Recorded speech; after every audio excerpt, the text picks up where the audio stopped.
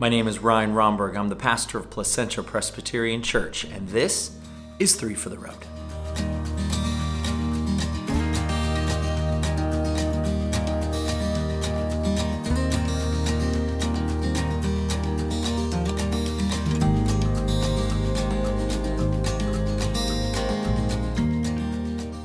This last Sunday, we kicked off our stewardship campaign, and we looked at 1 Peter chapter 4, verses 1 through 11. We really focused in on verse 10, which is a pretty memorable verse for many.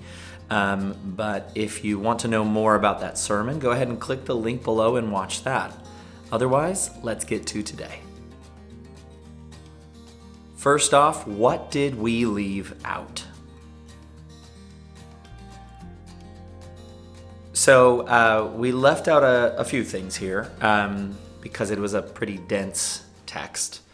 One thing that we left out, and this is squarely on my shoulders here. I always say we, and you're like, who's the we? I like to say we. I think Errol did it too in his video.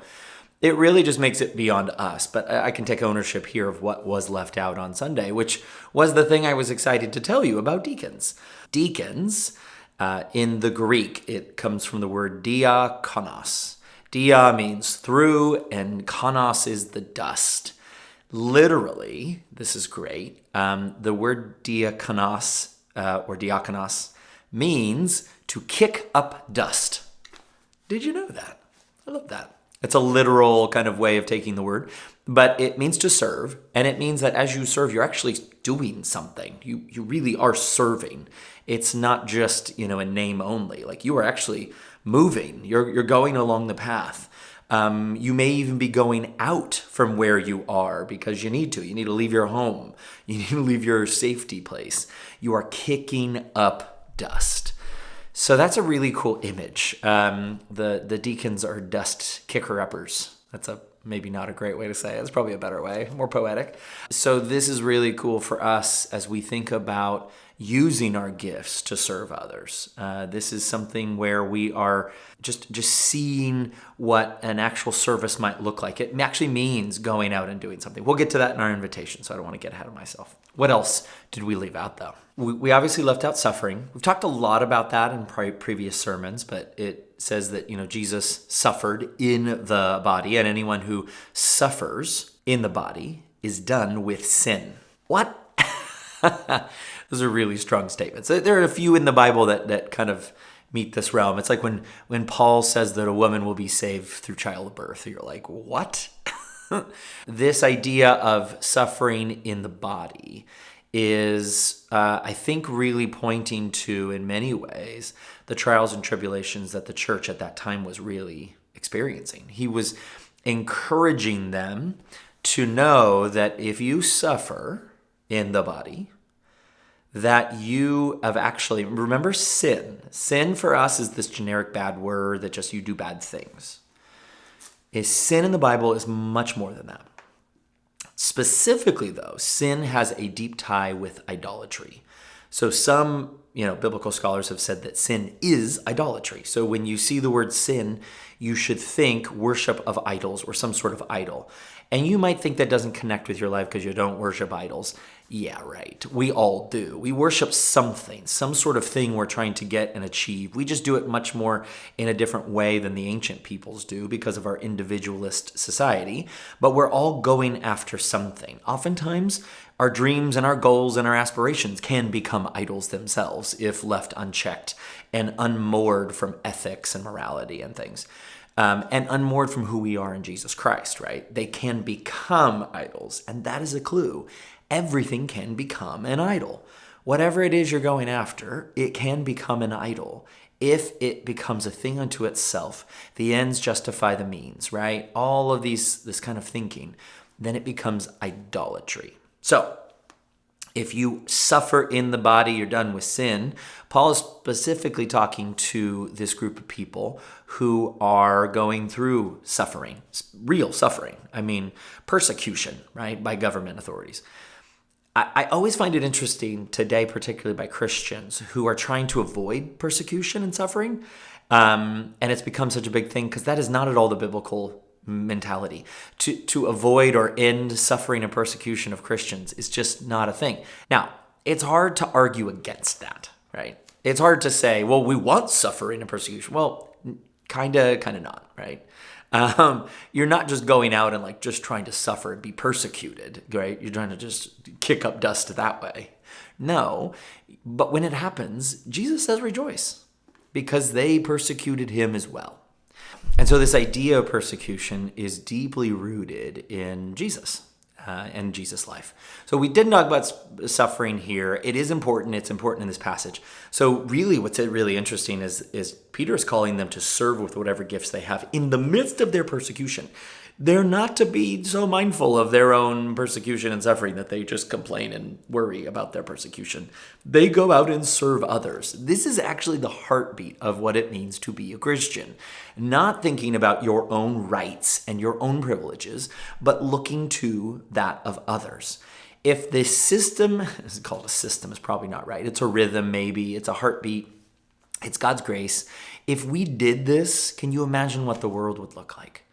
You wouldn't have to have people who are in minority oppressed populations having to fight for their own rights. Now, it is important, I think, for folks to have a sense of agency in their own life and not just have someone else give them things and then be told they're given, which, by the way, a Christian wouldn't do.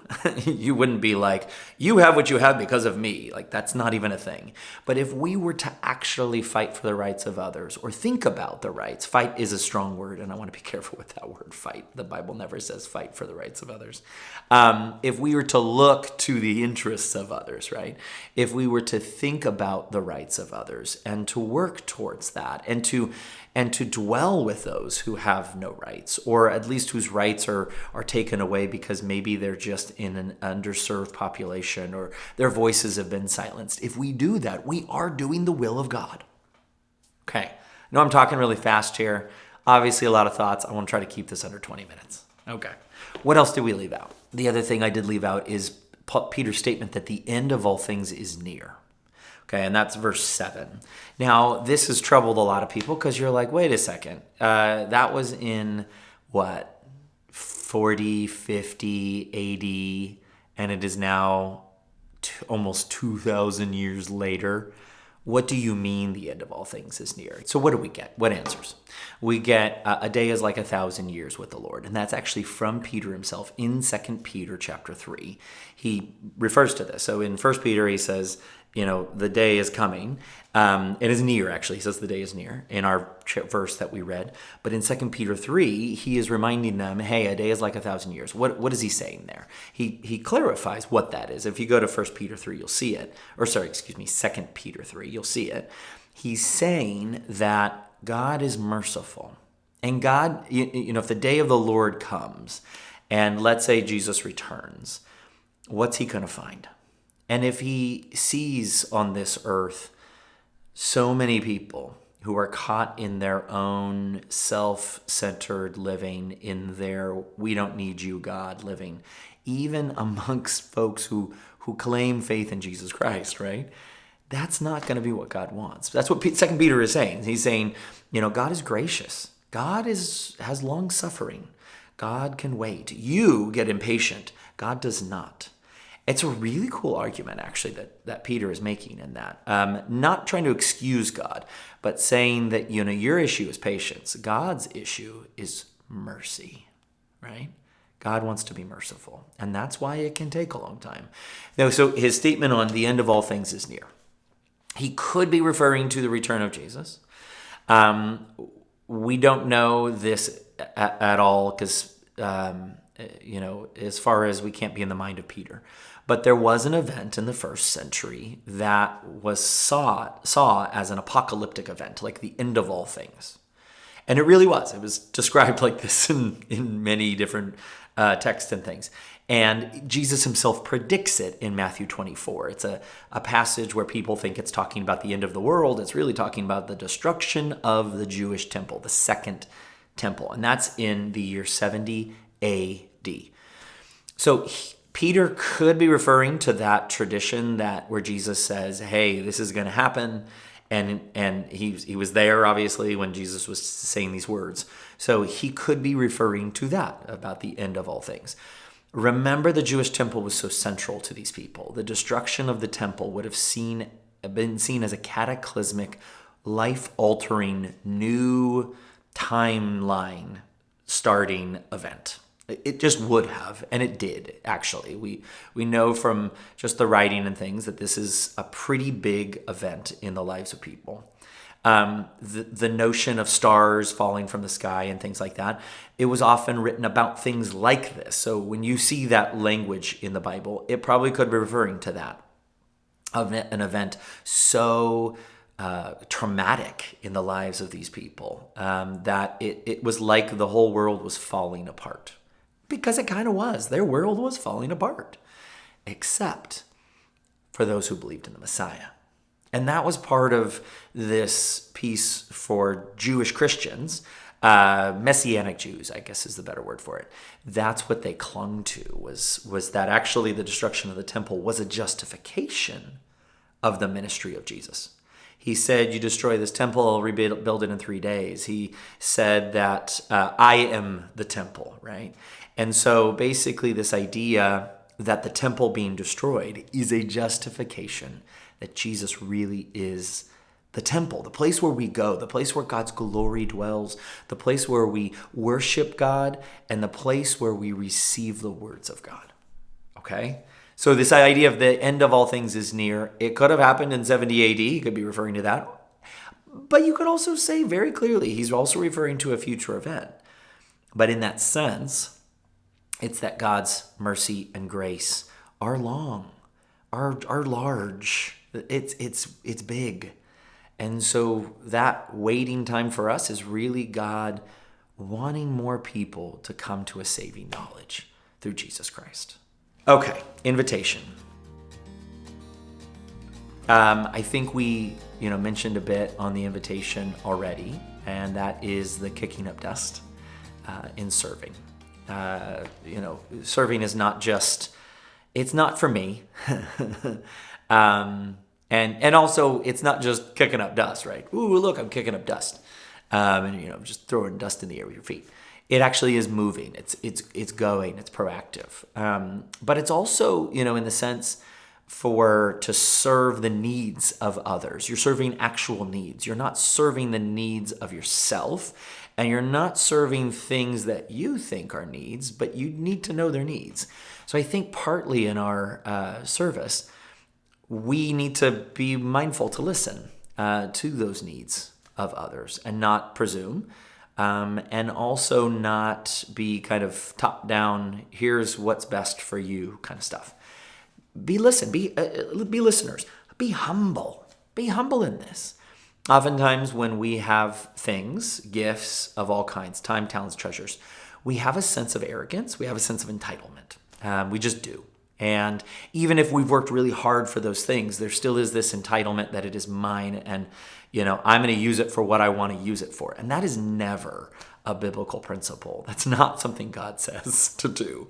That's not something, whether it's in the Old Testament or the New Testament. We do that today, I think oftentimes because we are in a capitalistic society where, our money can form and shape value. So I get that. It's part of our world, but it's not really a Christian characteristic. And so this idea of sharing, serving the needs is not based upon my irksomeness with someone else's idea of what their needs are, but to really listen to those needs and to serve. The other thing is, in this day, in which Peter was written, 1 Peter, these were tight-knit communities.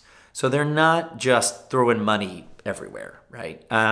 I can think of a few different mission things that go, and it makes people feel really good, and certain well-known ones. And sometimes, though, reports have been written about they actually don't do anything. They really just make us feel good. And look what we do as a church for other people. And so it's funny because sometimes the things we love the most are actually not very effective, if you will, at meeting actual needs. Sometimes, we are so busy wanting to support certain things that we don't even really truly know the people we're supporting, things like that.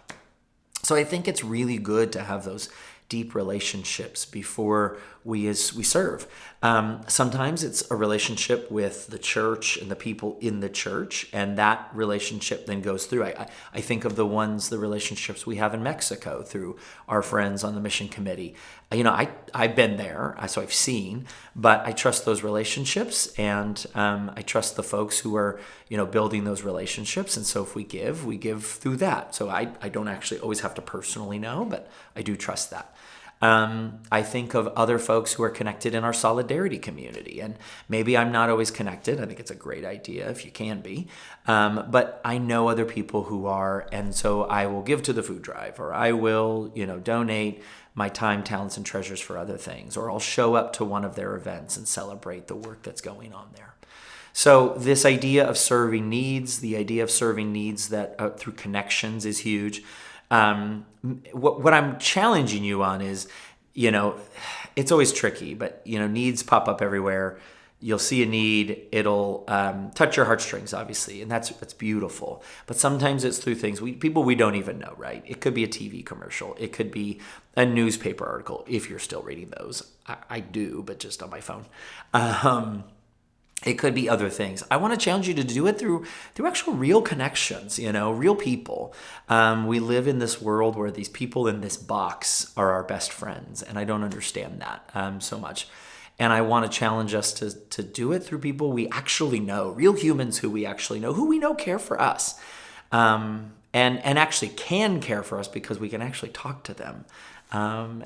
So this is part of, I think, of our invitation of kicking up dust as we go. And I'll just leave it at that. Okay. What are your questions? None. Maybe because we're in the midst and just starting this series together, and I didn't get any questions from anybody on this Sunday, and I think maybe because we were doing the solar kickoff and things like that. So I'll hold off on that, but if you have any questions, go ahead and use the phone number below in the description to send us your questions. We'd love to answer them. You can even say, I don't want it on 3 for the Road. That's totally fine. We don't need to do that as well. But it's always nice to interact with you. If you stop by the office and you talk to me, you can do that. You can do your questions there too if you don't feel like you want to send them by text, that kind of thing. All right. That's it for today. Thanks for joining me on this 3 for the Road. This next week, we're going to walk into one of the greatest parables ever. It's the parable we call of the talents.